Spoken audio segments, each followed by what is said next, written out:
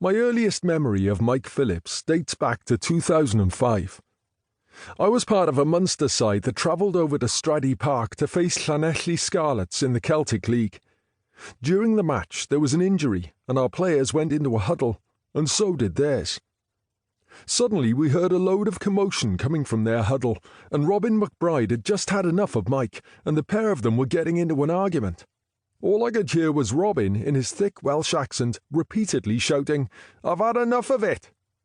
Then, when it was all over, there was a scrum, and as it was being set, Mike was standing there throwing the ball up in the air, and he looked at one of our players and said, "What is his problem?" Then he nodded his head towards McBride. It turned out that Mike and Ronan O'Gara, our fly half, had been sledging each other relentlessly during the game, and this had wound McBride up. He couldn't take any more of it. On another occasion, we were playing against Wales in Cardiff and were going through the warm-ups.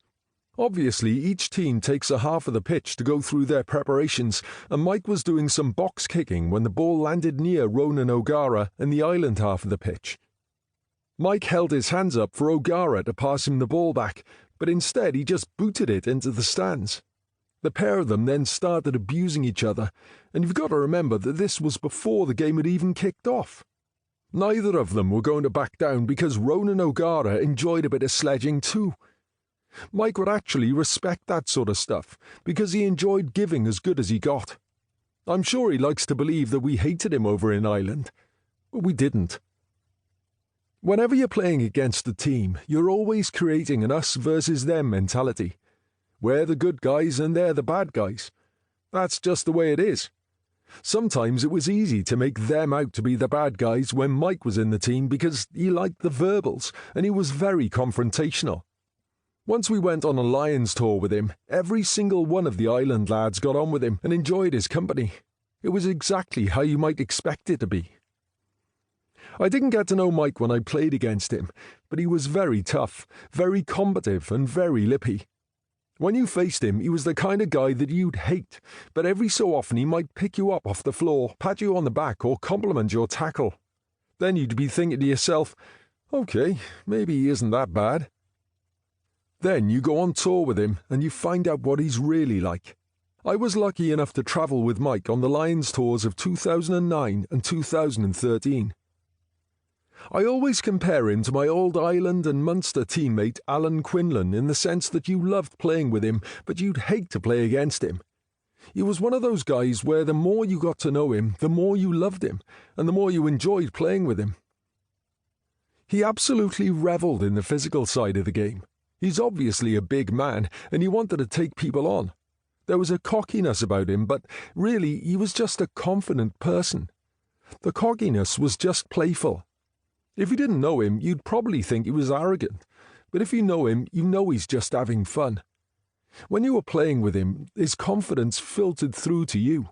He had genuine belief in his physical ability, in his skill level.